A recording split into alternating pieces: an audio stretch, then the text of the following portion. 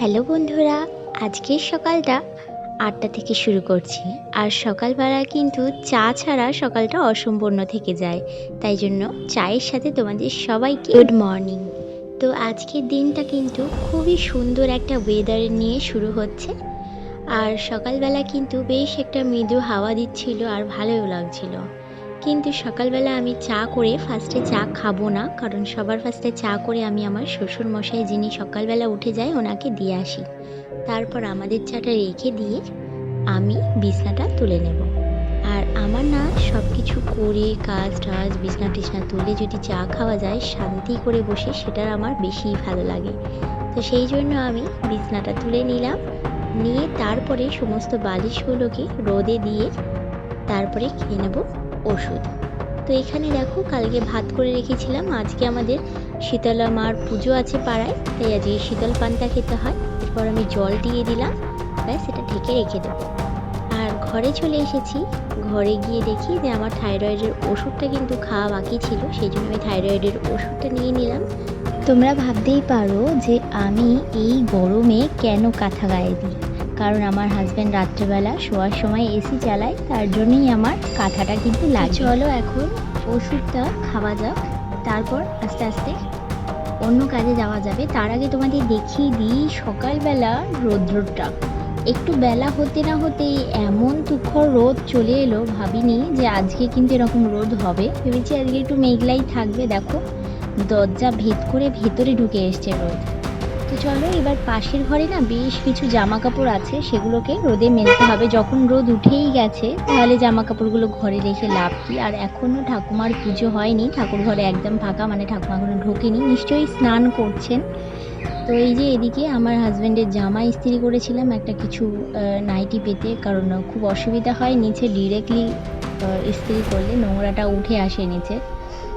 তো একটা নাইটি পেতে নিলে আমার খুব সুবিধা হয়, সুতির কিছু পেতে নিলে। তো এদিকে দেখো জামা কাপড়গুলো আমি মেলে নিচ্ছি। সকাল 8:30টার সময় যে এতটা রোদ্দুর হয় ছাদে, মানে বলার বাইরে।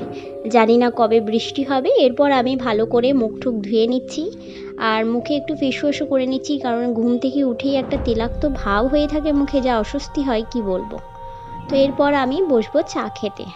তো শান্তি করে আগে সমস্ত কিছু মোছামুছিগুলো করে নিই। আমার একটা ফান্ডা আছে কি, আমি সব কিছু গুছিয়ে পরিষ্কার করে কাজ কর্ম সেরে যে বসে চাটা খাবো, সেটা একটা শান্তির চা খাওয়া হবে।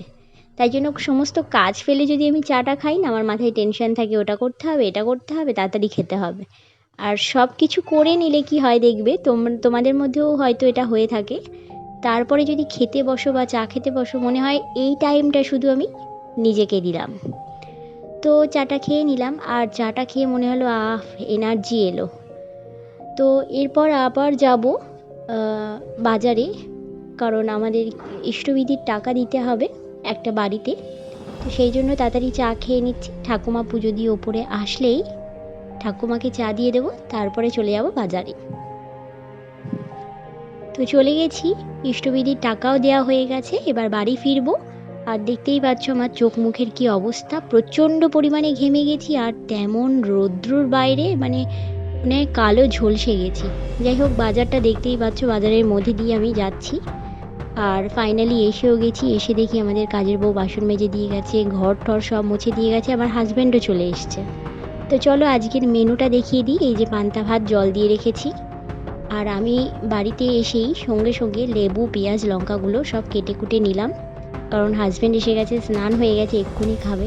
আর এদিকে দেখো ডালের বড়া ঠাকুমা রেডি করে রেখেছে, আর করেছে এখানে অল্প একটু আলু ভাজা, কারণ আলু ভাজা আমাদের বাড়িতে সেরকম কেউ খায় না, বাবা আমি খাই না।